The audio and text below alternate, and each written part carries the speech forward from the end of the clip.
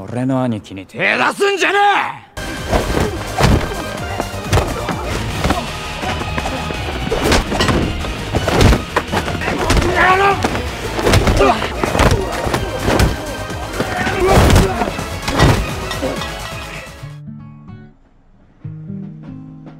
Cerita diawali dengan memperkenalkan sebuah kawasan klub malam yang disebut dengan Night Ring. Di Night Ring terdapat beberapa klub yang saling bersaing untuk memperebutkan posisi teratas. Klub-klub tersebut diantaranya adalah klub Texas yang dipimpin oleh senior, klub San Martino yang dipimpin oleh Nobutora, dan klub Gotch yang dipimpin oleh Noah. Selain itu, juga ada perusahaan konstruksi yang bernama Zenichi yang dipimpin oleh Shintaro.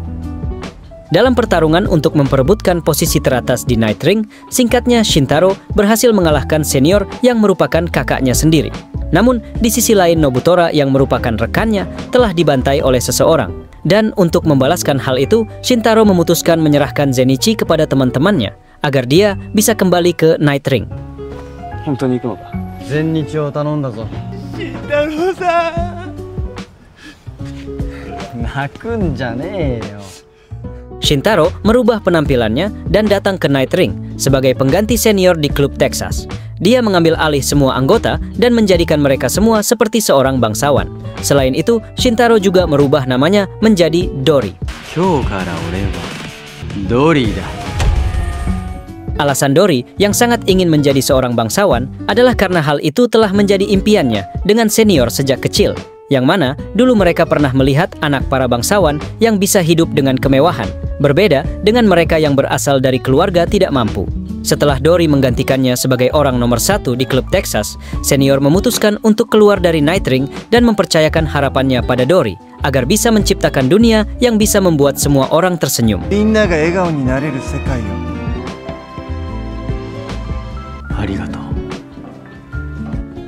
Dori kemudian mendatangi klub rival mereka yang bernama klub Gotch. Di sini, Noah selaku orang nomor 1 di klub Gotch memberitahukan kepada Shintaro sebuah sekolah elit dan menyarankan Dori untuk mengambil alih sekolah tersebut. Yang dimana Noah mengatakan bahwa di sekolah itu para murid diajarkan bahwa rakyat jelata hanyalah sebagai pion. Ditambah lagi, banyak gosip buruk tentang kepala sekolahnya. Untuk mewujudkan dunia di mana semua orang bisa tersenyum, Dori pun mulai berpikir untuk memulainya dari pendidikan dan akan mengajarkan pada mereka seperti apa itu bangsawan sejati. Selain itu, diketahui bahwa ada seorang pangeran di sekolah itu yang memiliki kekuasaan tertinggi, dan dia bernama Suzaku Kanade yang telah mengalahkan para pangeran lain di sekolah itu dan membuatnya menjadi pangeran legendaris generasi ketiga. Semenjak kedatangan Kanade di sekolah itu, pembangunan sekolah semakin pesat dan segalanya diperluas. Para pangeran lainnya yang juga bersekolah di tempat itu mendapat kepopuleran dan menjadi idaman bagi para gadis di sana. Setelah mengetahui tentang sekolah Saint Brilliant, Dori pun semakin berambisi untuk menyaingi Kanade, sekaligus menjadi penguasa di sekolah tersebut. Dia pun mulai menggerakkan anggotanya untuk membuat gosip miring tentang kepala sekolah, dan di keesokan harinya, semua murid dibuat terkejut dengan banyaknya tulisan di gerbang sekolah yang menjelekkan kepala sekolah. Tak berselang lama, tiba-tiba saja dari atas langit, seseorang mengaburkan selebaran ke seluruh penjuru sekolah. Yang mana selembaran tersebut ternyata adalah foto kepala sekolah yang sedang melakukan ciuman di depan umum.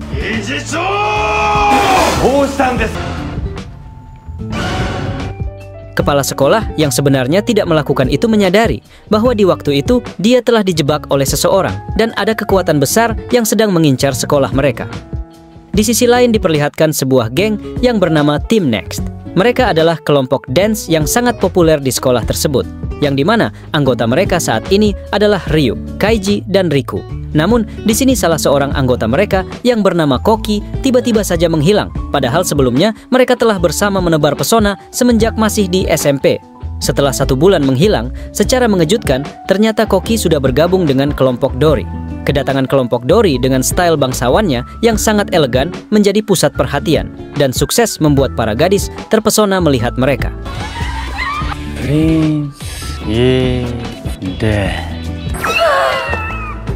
Kedatangan kelompok Dori sendiri tidak lain dan tidak bukan adalah untuk mengambil alih sekolah tersebut. Dengan gelar bangsawan legendanya, Dori percaya diri mengumumkan bahwa dia akan mengakui sisi sekolah dan akan menjadi orang nomor 1 di sana.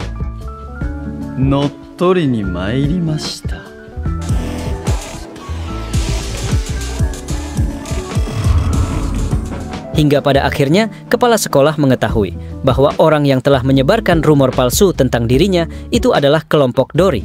Ia pun mengatakan pada Dory untuk mundur saja, karena sampai kapanpun dia tidak akan pernah menyerahkan sekolah kepada mereka. Namun di sini, dengan style bangsawannya yang sangat elegan, Dory pun dengan mudah mampu membuat kepala sekolah tertunduk dengan penampilannya.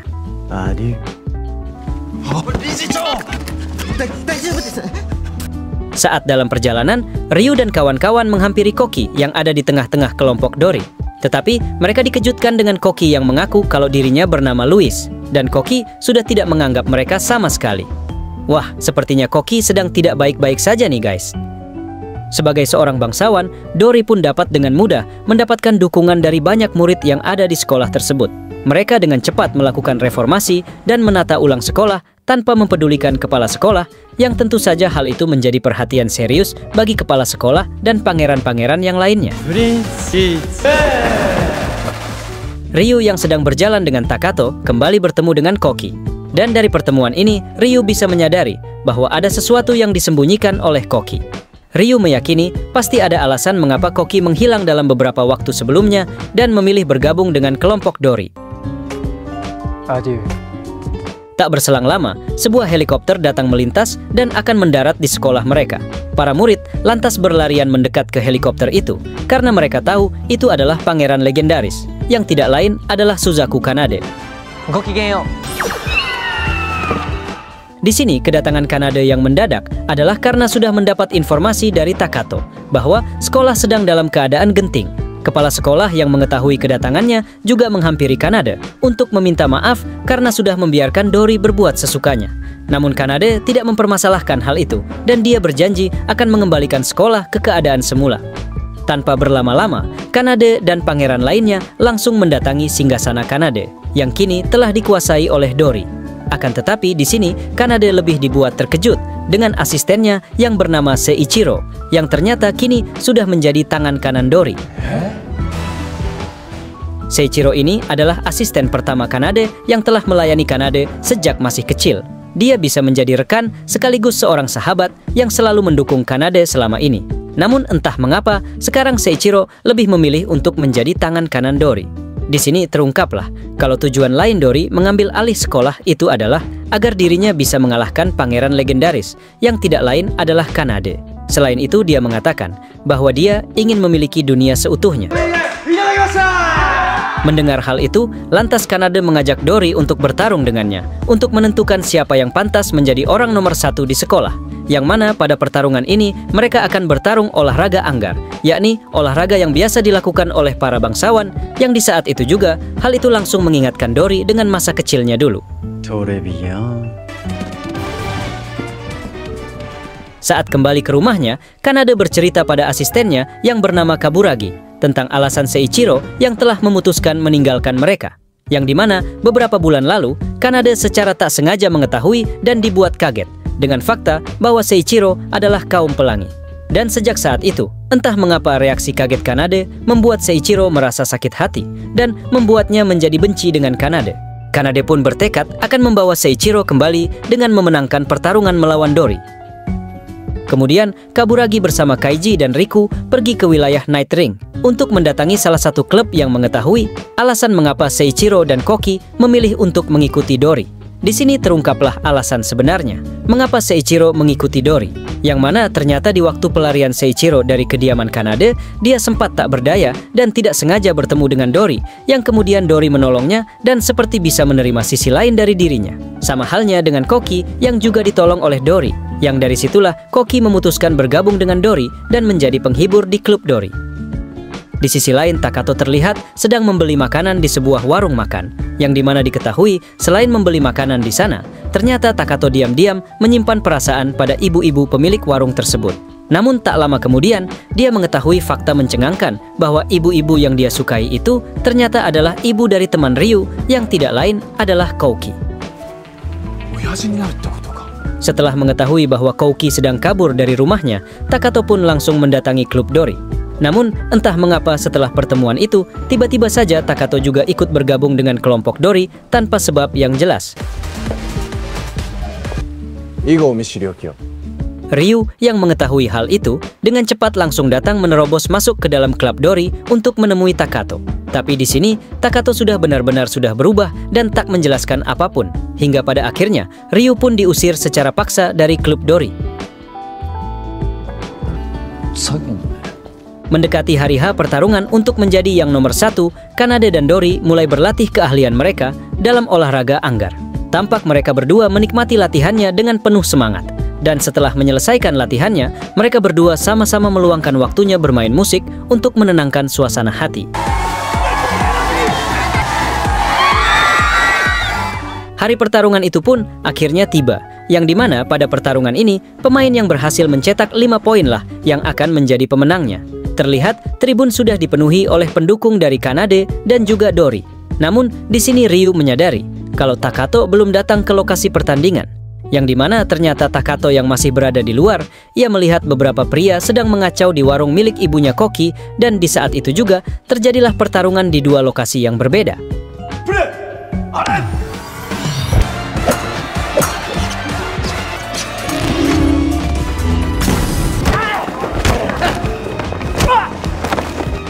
Di luar arena, Kaiji yang tidak sengaja melihat Takato yang sedang bertarung sendirian langsung memberitahukan hal itu kepada Ryu.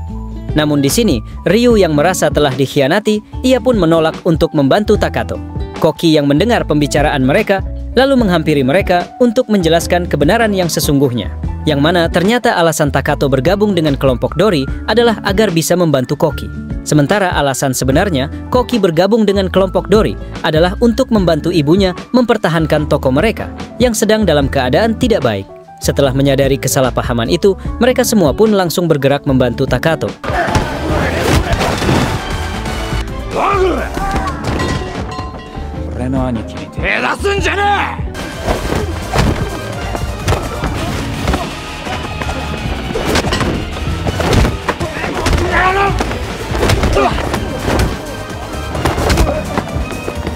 Tentu saja dengan datangnya Ryu dan yang lainnya, mereka pun dapat dengan mudah memenangkan pertarungan tersebut.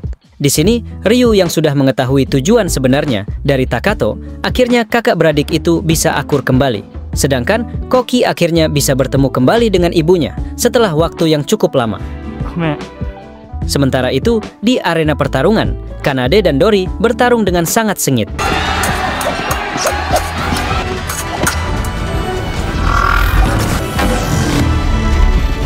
Sampai akhirnya mereka berdua dihadapkan dengan poin terakhir yang akan menentukan kemenangan.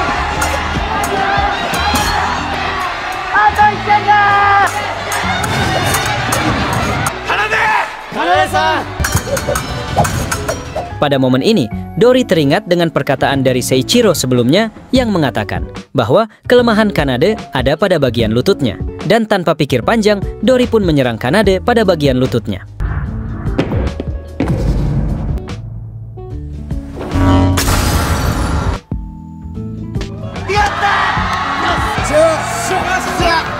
Namun secara mengejutkan, Kanade dapat dengan mudah menghindari serangan itu dan berhasil menyerang Dori yang membuat Kanade menjadi pemenang dalam pertarungan itu. Setelah pertarungan itu, Seiichiro meminta maaf dan mengungkapkan bahwa dia sudah membohongi Dori karena sebenarnya kelemahan Kanade bukanlah pada bagian lututnya, melainkan pada pergelangan tangannya. Namun Dori tidak mempermasalahkan hal itu dan dia sudah mengakui kekalahannya dan tetap menerima Seiichiro sebagai tangan kanannya.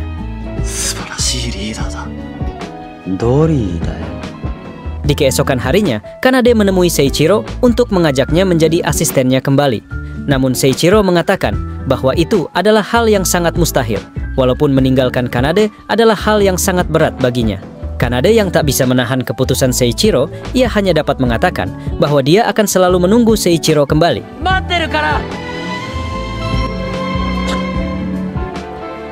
Setelah keluar dari kelompok Dori, kini Koki pun akhirnya bisa kembali bergabung dengan teman-temannya di tim Next.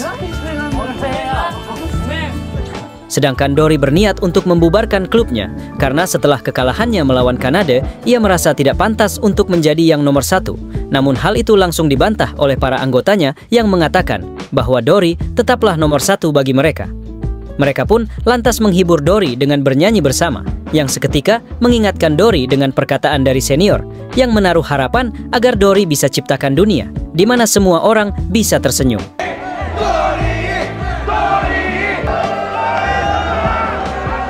Di akhir film ini, Dory kembali menemui Kanade di suatu tempat. Di sini mereka merasa bahwa mereka adalah orang yang mirip, walaupun memiliki sifat yang saling berlawanan. Kanade menganggap bahwa mereka hanya perlu bersinar di tempat yang berbeda, seperti yin dan yang. Dan film ini pun diakhiri dengan perdebatan konyol antara Kanade dan juga Dory. Naik. Naik. Naik.